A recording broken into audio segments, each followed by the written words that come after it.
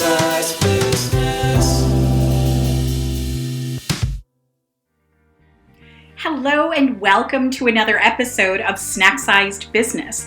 I'm LB Adams, your host, and honestly, it's my joy to have conversations with women business owners, women entrepreneurs, or women who are really driving industry and making impact on the world. So welcome.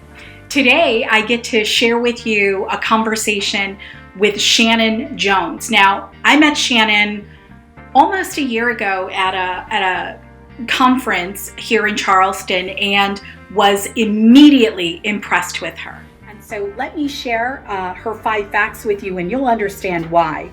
Number 1, she says she's a Girl Scout troop leader, which is amazing. I don't know how many of you were Brownies or Girl Scouts, but I was, and my memories of that organization are firm and very positive.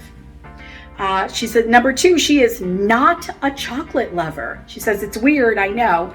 I have to admit, I do find that weird because I am an avid chocolate lover. She says, number 3, at this moment in her life, the thing she is most proud of is completing her doctorate in educational leadership from Charleston Southern University. The doctoral journey is not for the faint of heart, she said, but she is proud that she stayed the course and crossed the finish line. So if you look Shannon up on LinkedIn, you will see a string of letters after her name. Because she is, and I maybe didn't mention this yet, she is the director of libraries and a professor at the Medical University of South Carolina. And she is, I think, okay, so here's her 4th fact. She is the 2022-2023 president of the Medical Library Association, and she's only the 2nd African American librarian to be elected for the role in the association's entire history.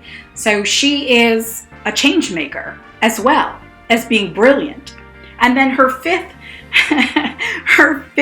fact is she has an obsession with eyeglasses. She says she owns about 40 pairs of prescription glasses. She says some women like purses or shoes. She loves eyewear. So there you go, 5 facts about Shannon Jones, and I'm so excited to share this conversation with you. Hello and welcome to Snack-sized Business, Shannon Jones. Thank you so much for joining us. Thank you so much for having me. I'm very excited and appreciate the invitation. Yeah, of course. So I shared with our audience when I was giving them your 5 facts that I felt really excited about this interview and that I felt like you were an awesome get. So, and that we met at a conference last year. That's how I got to know you. And you were just so impressive. Like I want to keep having conversations with you. So thank you. Thank you so much. You're welcome. All right. So your 5 facts, can we talk for a moment? Why the hate on chocolate? Can I just ask you, why the hate on chocolate? What's going on there? You know, it's chocolate is one of those things that I'm not allergic to chocolate. It's my grandmother had a thing for not liking chocolate, and so we never ate a lot of chocolate growing up. She had her thing was chocolates will turn my insides black. And, you know, sometimes you tell kids those types of things so that they won't want to eat them. Yeah. But I think she really believed it. And so we never ate a lot of chocolate growing up. So I never developed that taste for chocolate. But, you know, the people around me appreciate that I don't like chocolate because that means there's more for them. So yeah, it's nothing weird behind it. Balance in all things. Balance in all things. All right. So I see that you are currently a Girl Scout troop leader. Yes, I am. Currently. So tell me a little bit about that. Like, were you a Girl Scout as a young woman? I was. I was a Girl Scout up until about the 8th grade, and when I was a child, and I loved it. And some of probably the best memories that I have are from going camping, and just some of the things that we learned from our leaders. Yeah. One of the things I remember the most is doing foil packs at camp, where you put, it's meat, some potatoes, some carrots, and wrap it in aluminum foil and throw it in the fire. And that's like one of the fun. That's like a Girl Scout tradition, and that's one of the things that we have Yes. done with our troops when we take them camping.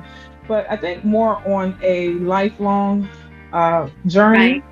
Right. I Right. think that as I think back to what the Girl Scouts teaches girls, I feel like I learned a lot of leadership skills as a Right. Girl Scout. Yeah. Also learned how to work as a part of a team, because it's not about the Yeah, that's individual so girl, it's important. about the group. Yeah, and so I do it. I don't have a child of my own, and so I'm able to give back to an association that I feel like gave a whole lot to me, and still continues to give a lot to me, because Yeah. I get to, in addition to being a troop leader, I also am the service unit coordinator for Girl Scouts in Berkeley, for Girl Scout leaders in Berkeley County. So I get Oh, to work that's with terrific. leaders across Yeah. the county, and just help them to make sure that we're having good experiences for our girls in Berkeley County. So I enjoy it. It's never left me, and the things that they teach us in the Girl Scout Promise and the Girl Scout Law, I try to live by those things every day. So Girl Yeah. Scouts is a huge part of my life. Oh, that's such good work. So, when I was younger, I was a brownie. And Hmm. then you do the flying up ceremony. I don't know if they still do that. Yep, the They flying do. up ceremony to Girl Scouts, and I got my wings. And in our ceremony, it was extra, like they had contacted my mom, and so my mom was able to give me her wings. It was very sweet. It was very memorable. But yeah, I agree with you. I learned so much about working with other people in that context. It was Right. amazing. Yeah. All right. Right. Yeah. So thank you for that. Let me jump into our first of 3 questions. Are you ready? Yeah. Let's go. All Let's do right. it. Good. Good. Good. Good. Okay. What conversation do you wish that you'd had but did not? I wish that someone would have told me to uh, just to really embrace life and enjoy every moment. And when you're on this academic trajectory, you have these goals you set for yourself, and you're laser focused on accomplishing the goals. Right. And I wish someone had said, slow down and just enjoy every moment and take time for yourself. One of the things that I don't do enough, and I am prioritizing that in 2023, is self-care. And sometimes you sacrifice your Sure. wellness and your well-being when you're trying to achieve your goals. And I Right. wish earlier in my career someone had pulled me aside and said, you know what, it's okay to step back, it's okay to rest, it's okay to disconnect and to just focus on your well-being as you're working towards accomplishing these big goals that you've set for yourself. So Sure.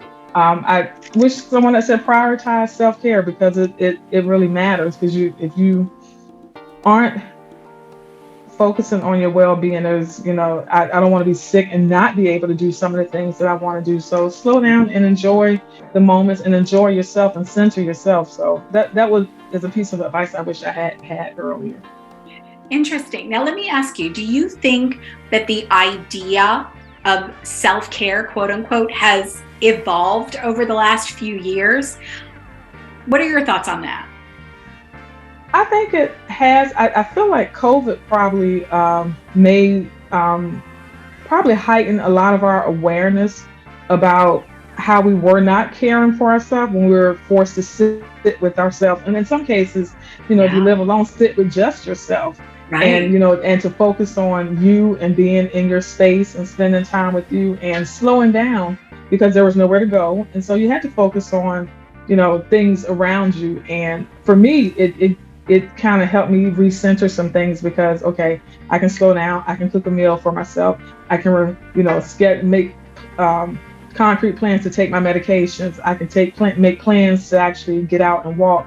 So I think it probably just has reshifted or helped people to reframe their picture in terms of the importance of taking care of themselves Right. and kind of sitting with themselves and focusing on themselves a little bit more and being selfish with their time. That's what it did for me. And I think when you had nothing but time and you couldn't be around people, oh, let's go take a night, let's take a walk, let's get out, let's get some fresh air. So I think people are just kind of rethinking what it means to work, You're and right. What work what it looks means like. to go all in, and what work means Yeah. for them, and how they're going to integrate, you know, their life and being, healthy and just being able to enjoy life. How they're going to integrate that in with work. And so I think just people have reframed their picture.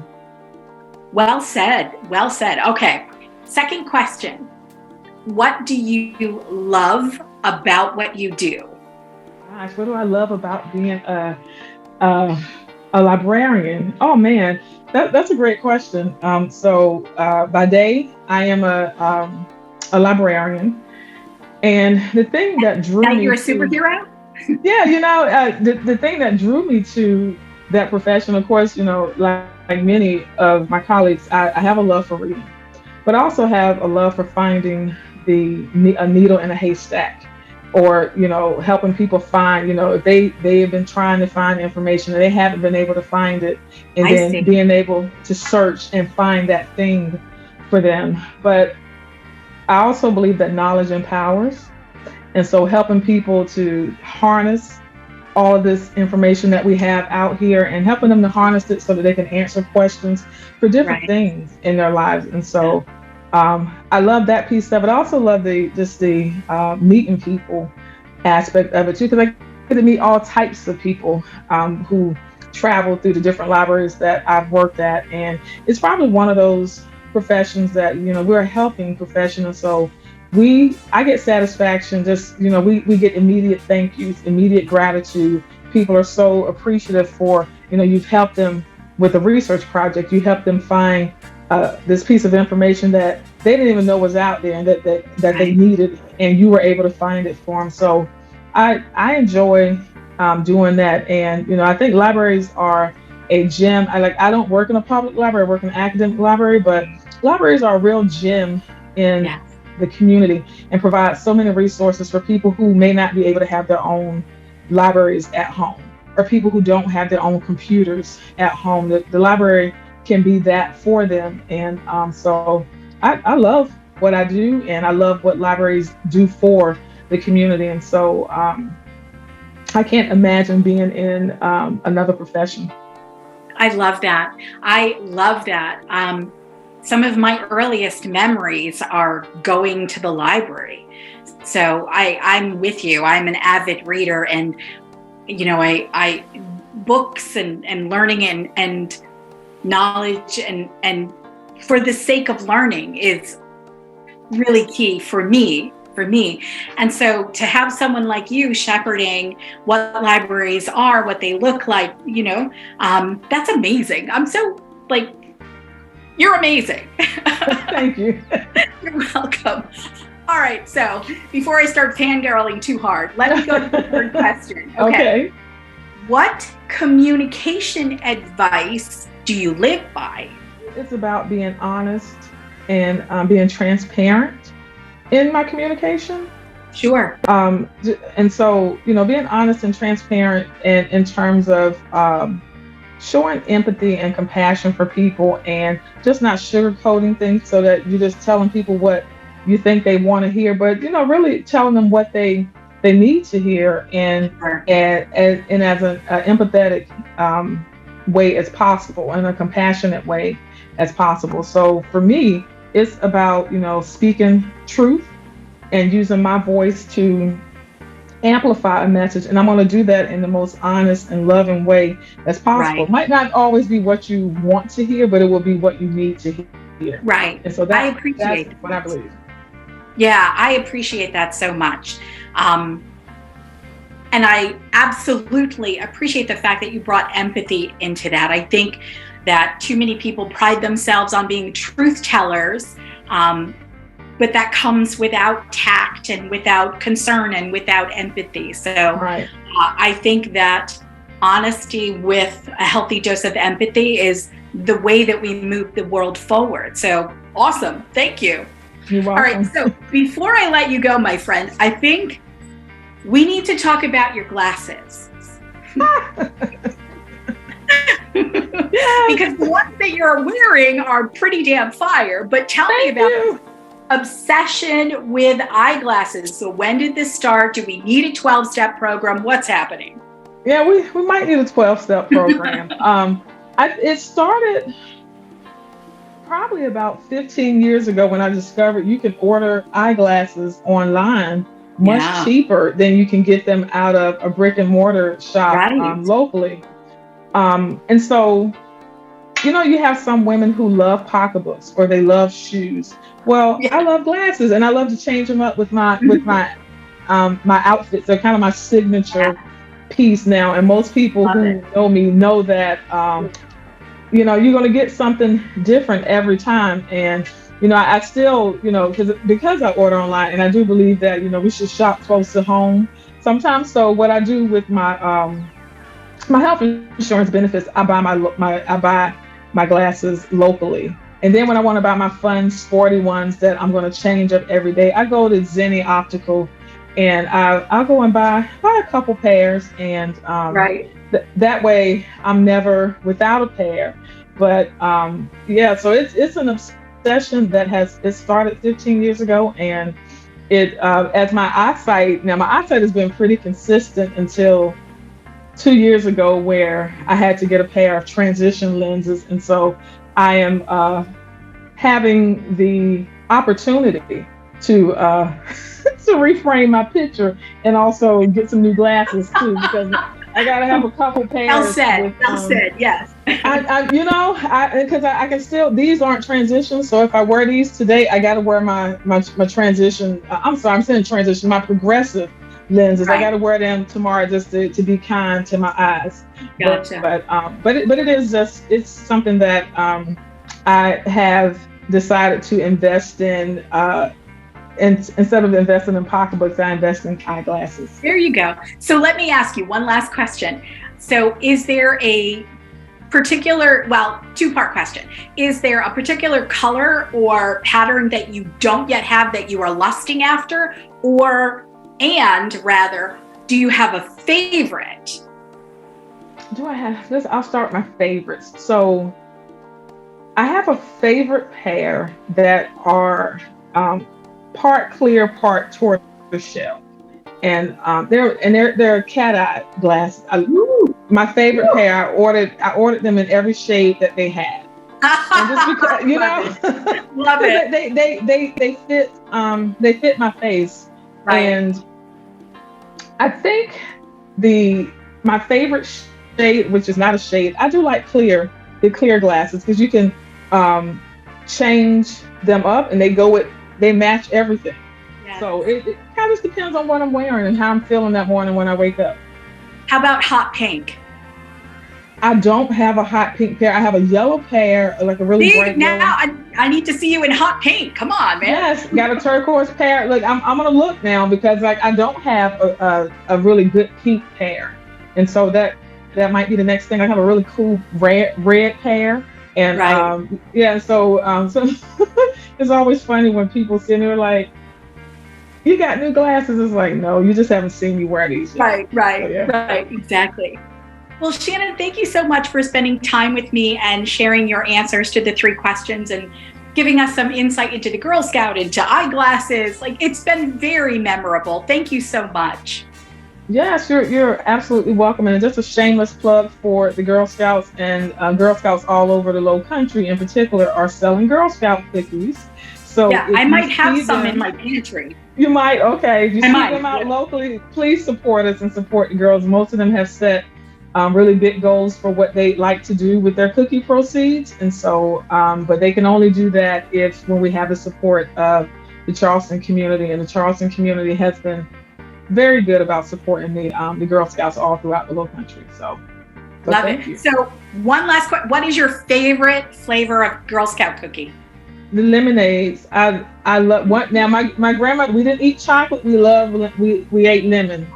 And so the lemonades are by far my favorite because it's more like a Very shortbread with a lemon glaze over it. Mm-mm-mm. Very good cookie. So Oh lemonade. gosh. All right. Well, now I need to go buy some cookies. Yeah. Most people probably were expecting me to say Thin Mints because everybody loves a Thin Mint, but it's Everybody, chocolate, including right? myself. Yes, including myself. Yeah, exactly. But well, thank you Yeah. again, and thank you You're for the so welcome. recommendation and the shameless plug. I love it all. Yes. Thank you. Snack size